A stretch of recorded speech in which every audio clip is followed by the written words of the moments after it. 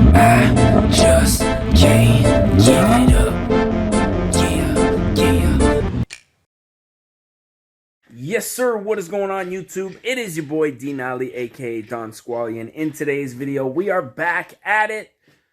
Not really with the first modification installment on the RX350.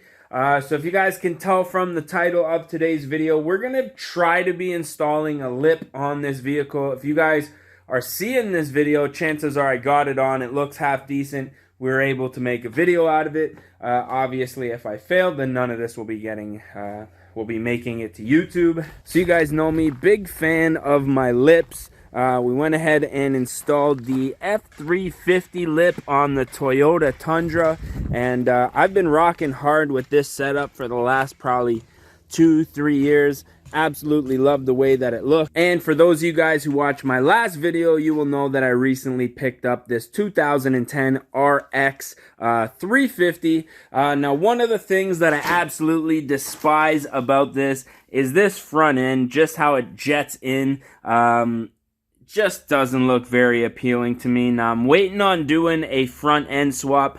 More on that in the future. But for the time being, what I'm going to try to do is install this. I believe it's a Ford Escape lip on the front end of the RX. Now, I had this lip on the Pontiac Montana. Again, I'm big on my lips. It served its purpose, held up well, and looked great. So what I'm hoping I can do is mount it to this area right here so that it kind of comes down and it makes it so that this front end doesn't like jet in so aggressively. So I'm going to get under the car off camera, mock a few things up, make sure that it's something that I can actually do and make it look decent before we're going to go ahead and record some clips. So when I get to a point that I feel comfortable that this is even going to be a success, I'll let you guys know. Alrighty, so I have the center screwed in, and it is looking pretty promising. So what I did was trimmed off the ends here just so they tuck up into this little area.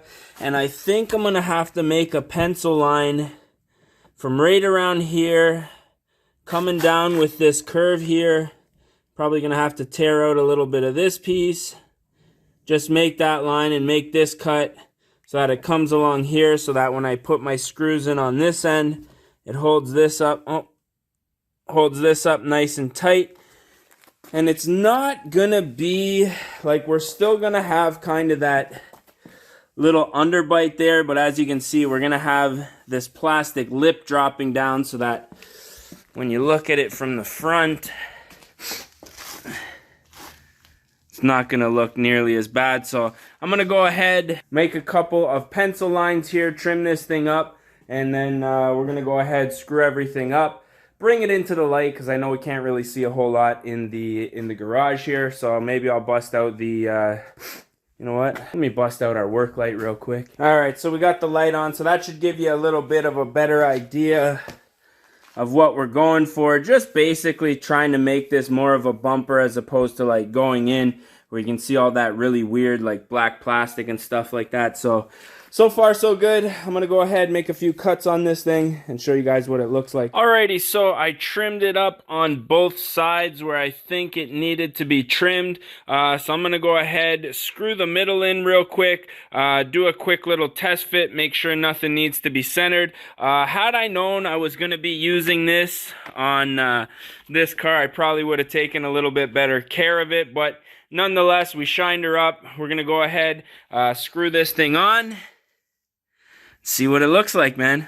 I'm pretty pumped. Alrighty, so we got the lip all attached, screwed in, and it actually looks really, really good. Now, one of the things with these OEM lips is if you do it right, they actually look like they belong in the car. So overall, I'm happy.